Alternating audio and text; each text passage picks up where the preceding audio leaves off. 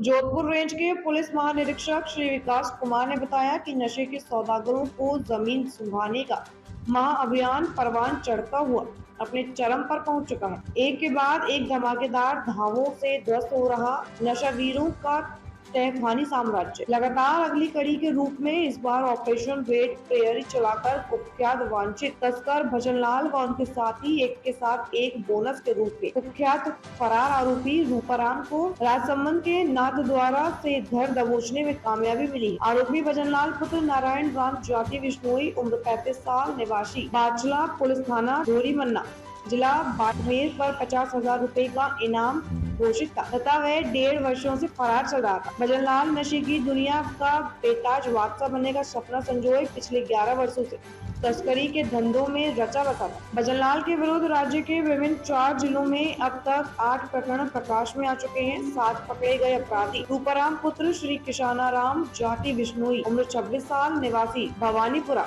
चालखाना police थाना शेवड़ा जिला बाड़मेर के विरुद्ध भी आधा दर्जन प्रकरण दर्ज है। रूपाराम 3 राज्यों में सक्रिय अपराधी रहा है तथा उस पर मध्य प्रदेश, गुजरात व राजस्थान में रूपाराम मध्य प्रदेश से पैरोल से फरार चल रहा था। जोधपुर रेंज के साइक्लोन सेल के धुआंधार धावों की धमाकेदार धमक में बड़े बड़े नशावीर, सौदागर, सरगना, सूत्रधार, स्वयंभू सरताज जमीन सूंघते नजर आ रहे हैं, नेस्तनाबूद हो रहे हैं और नशे की बड़ी विषबेल जो इन्होंने बो रखी है, जिसके बट वृक्ष बने हुए हैं, वो भूशाई हो रही है।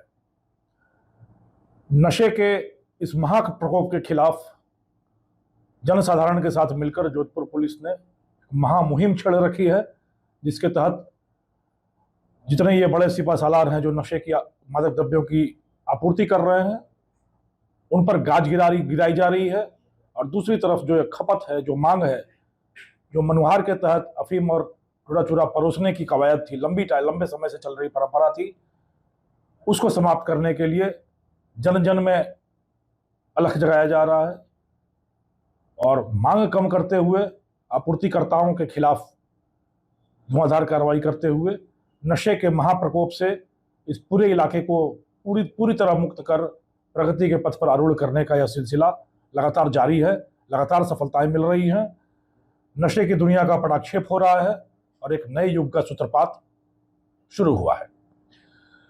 इस अगली कड़ी के रूप में ऑपरेशन रेड प्रेयर चलाकर 2 बड़े कुख्यात वांछित अपराधियों, भजनलाल जिस पर 50,000 रुपए का इनाम था, जो लंबे समय से फरार चल रहा था और एक बहुत बड़े गैंग का सूत्रधार था, और रूपाराम जो 3 राज्यों में राजस्थान, गुजरात और मध्य प्रदेश में वांछित चल रहा था, लंबे समय से फरार चल रहा था।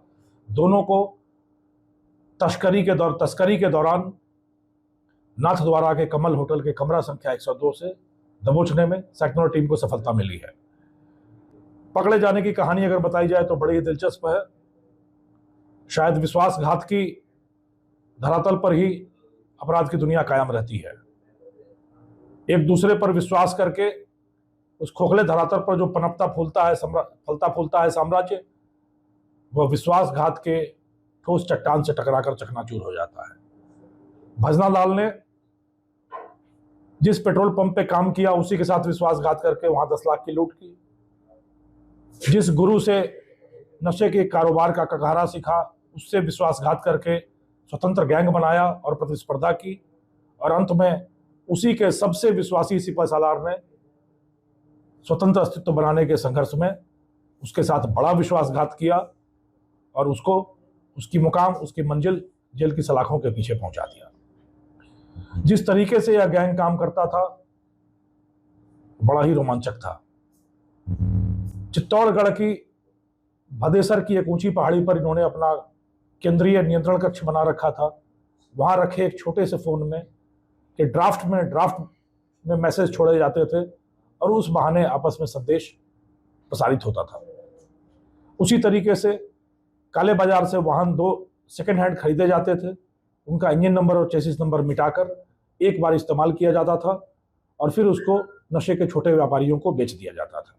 इंजन नंबर और चेसिस नंबर इसलिए मिटाए जाते थे ताकि पुलिस उस वाहन के असली मालिक तक पहुंचकर खरीदारों का पता लगाकर उन तक ना पहुंच पाए। तो यह बहुत ही दिलचस्प तरीका था और यदि आप देखें पटकथा, तो बड़ी ही शानदार पटकथा थी। एक जगह पर एक रात के बाद दोबारा नहीं रुकना, एक गाड़ी से एक बार के बाद दूसरी बार तस्करी नहीं करना, एक फोन एक दिन के बाद दूसरे दिन यूज नहीं करना, और एक मार्ग से तस्करी करने के बाद उस मार्ग को दोबारा यूज नहीं करना।